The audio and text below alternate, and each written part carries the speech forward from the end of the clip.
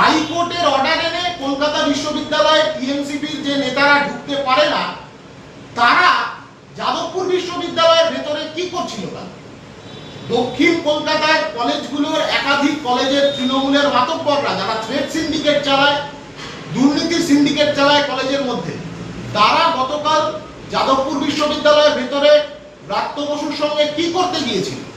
তাহলে কি মমতা ব্যানার্জি কয়েকদিন আগে নেতাজি ইন্ডোরে যে 4 দফায় খেলা হওয়ার কথা বলেছেন, তারই প্রথম দফার খেলাটা গতকাল যাদবপুর বিশ্ববিদ্যালয়ের ভেতরে পরিকল্পিতভাবে মঞ্চস্থ করতে গিয়েছিলেন ব্রাত্য বসু?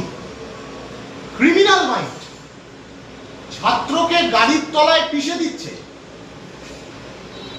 ইন্দ্রানুজ, অভিনব, রাসেল সহ একাধিক ছাত্রছাত্রী তারা গুরুতরভাবে আহত। কোন মনোভাব?